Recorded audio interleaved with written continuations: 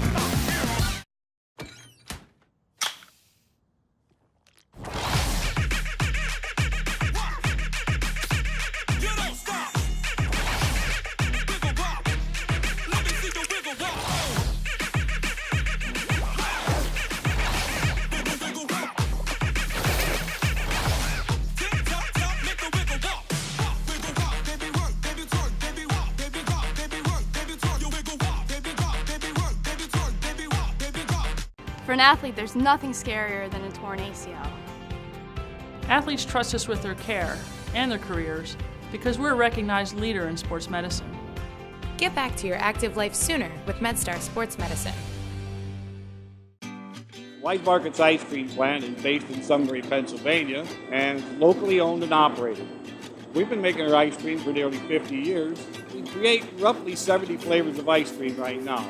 We use local ingredients, especially our cream, which is from our milk plant. The cream is what gives our ice cream a rich and creamy texture. Now, together with our customers, we've created a product called Peanut Butter Indulgence, which will be coming out this summer. It's a peanut butter ice cream with sea salt caramel swirl and chocolate-covered pretzel. How can you go wrong with that? Personally, I love our ice cream. If you come to our house at any given time, you'll find at least 5 packets of ice cream in our freezer. Our kids grew up eating Wise quality ice cream, and now we get to treat our grandchildren to it. It's been a pleasure for me to be tasting ice cream for over 40 years for Wise Markets, and I'm loving every minute of it. Hello and welcome inside the Tiger Basketball Report. I'm your host, Spiro Morekas. The Tigers went 1-1 this past week with a win over the Cougars of Charleston and a loss against the Northeastern Huskies. Let's take a look at the highlights. Going to dribble, comes down near the foul line, puts up the jump shot, and hits!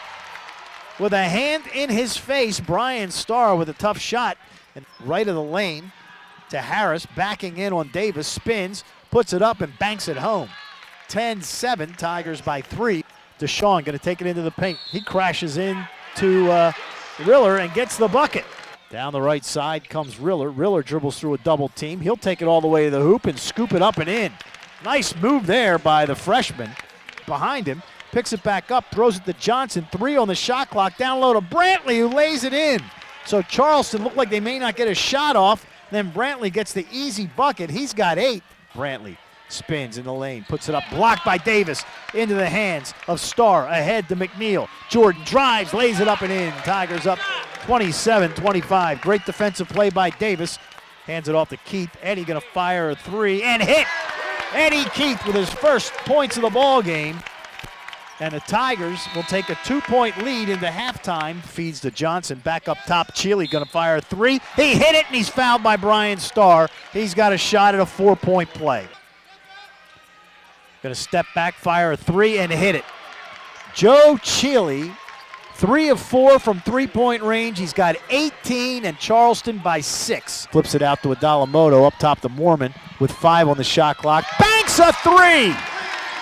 He didn't call it, but it counts. 56-54. Chile leads all scores with 20. Down to Riller, reverse layup is good. 5 seconds left. Cross-court pass into the corner of Brantley, out to Riller from 30 feet, and he hit it! 70-64. Gonna drive down the lane, lays it up, and it's blocked by Tunstall. About 8 times a game. And he missed the front end. Adalamoto's got it. 27 seconds to go. William comes down, drives, flips it in the corner. Starr for 3, got it! With 21 seconds left, and Pat Skerry calls his final timeout. Brian Starr with the 3 to give the Tigers a 71-70 lead from the right corner. Catch and shoot. Eddie just lofts it down the floor. Adalamoto gets it, puts it up at the buzzer. No. And we're going to overtime. To Davis, left of the lane. John comes down, spins with a left hand, banks in and scores. 1:03 to go. Tigers by 4. To TJ Williams. Williams with 10 on the shot clock, going to drive into the paint, feed it down low for a slam dunk by Anthony Green. It's a good sign because they're playing that 2-3 zone specifically to keep it from getting into the paint. Mike Morcell, 10-foot baseline jumper from the right, nothing but the bottom of the net. Mike's got 4 points and the Tigers up 6-4. Begley feed down low, work it into the right corner. Murphy wide open for 3, and he cans it. 10-8. Top of the key to the foul line, into the paint, puts it up and hits. Zane Martin with his first bucket. The Good Tigers cut it to 3, 15-12. Mike gonna fire up a 3-point shot and hit it.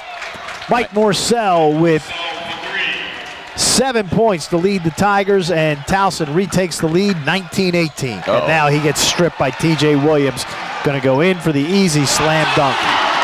Down the lane and throws it right to John Davis. Gets it ahead to Moorman. Moorman going to drive, lays it up, gets the foul, and he scores.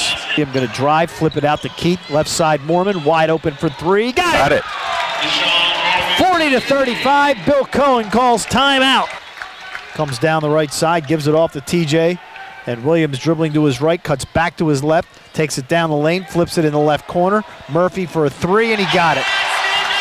42-40 Huskies with 8:48 to go. Starr, right side to Morcell, down low to Moorman. Now back up top, Bryan gonna fire a 3, and he hits. And we're tied up at 45 all. Tries to make a move on Moorman, down the lane, lays it up and in. Bounces it right side to Morcell. Mike down low to Davis. Davis underneath, spins, puts it up with the left hand and scores. Feed it to Keith. Keith in the left corner to McNeil. Jordan with a 3, and it's good. 65-60 with 26.6 left. Tigers are now 13-10 overall, 5-5 in the CAA, and as always, I'm joined by the head coach of the Tigers, Pat Skerry. And Coach, the game against the College of Charleston, it was a game that it looked like 3 or 4 different times. You guys were out of it, but you fought back, and finally you get the win in overtime. Yeah, great game. Obviously, we're fortunate to beat a very good opponent. One, hopefully we get a chance to see down the line again.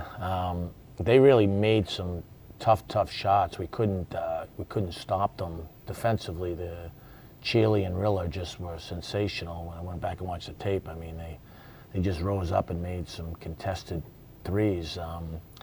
We came back and won the game, I think, because of our resiliency. Our 2 seniors, Johnny Davis and William Moto, were relentless on the backboards, and that, you know, that gave us a big advantage in the second half. I thought we wore them down a little bit, and then Alex Thomas's defense on the kid Jarrell Brantley, who's a tremendous player, held him to 4-14 shooting. I thought that was kind of like the unsung stat of the game. You also got a huge shot from Bryan Starr late in the game, hitting a 3, and then Eddie Keith with the great blocks. I mean, it was really a team effort. Yeah, it was. You know, I think obviously last week we had to play 2 really good teams, and I think to win those type of games, it's, you know, it becomes like a player's game in those last 4 minutes, and then obviously overtime, and that's when different guys, hopefully for you, step up and make some plays, and we certainly had that against Charleston. All right, then on Saturday you go to Northeastern to take on the Huskies, and when I'm looking at this game, it's scaring me because this is a very good basketball team that had lost 4 games in a row. You started that streak. They had been undefeated in the CAA until the Tigers beat them, so you knew they were going to be coming out. Not only were they angry because they lost 4 games, but they were probably even angrier because you were the guys that started that 4-game losing streak, and they played a very good basketball game. They did. We knew they'd play zone. Obviously, it was a quick turnaround having to fly up there and play. And you know, we were up 5 with 11 to go, and just kind of, I felt like we kind of beat ourselves. We had way too many fouls, and then eventually they started knocking them down. The kid Williams is a terrific player, and they had one streak to kind of get enough separation where they made 3 straight threes. Other than that, they didn't have a good night shooting it. But we didn't. Our ball movement wasn't as good against the zone, and we didn't get to the offensive glass like we needed to. And I think, though, a big piece of that was the pace of the game because of the fouling. Never got going the way we needed it to get going. And like I said, Murphy made a couple big shots late, and Williams made free throws. Williams made some free throws for him. Whereas you look at the last 3 minutes of that game, I'm not sure we had a guy make a big shot or a big block, and Northeastern's good. Obviously, we beat them here and jumped them pretty good, and like you said, we knew we'd get their best shot. They're a team that had beaten Michigan State and UConn, so we know they're a quality club, and another borderline top 100 team. So, one-on-one week, I felt like we beat ourselves a little bit, though. The other thing was the first game against Northeastern, which you won here at CQ, TJ Williams didn't get to the foul line, and he gets to the foul line a lot. In this game, he went to the line 20 times. The other thing was he missed a bunch of free throws in the first half, and he's a good free throw shooter. So you knew if he kept going to the line that the percentages were going to be that he was going to get hot at the foul line eventually, and he did in the second half. What was it that enabled him to get to the line in the second game where he didn't in the first? I thought we lacked defensive discipline. We put hands on him when we shouldn't have. We fouled a lot late in clock.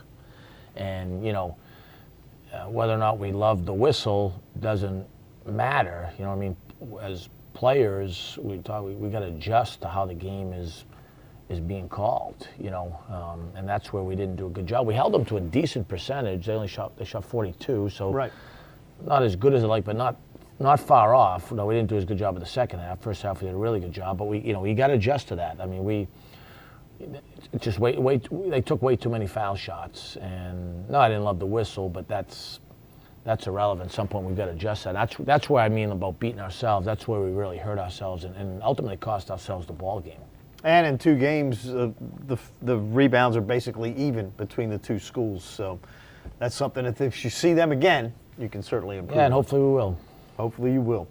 That will do it for us on today's episode of the Tiger Basketball Report. Join us next time when we preview the Tigers game against the Dragons of Drexel.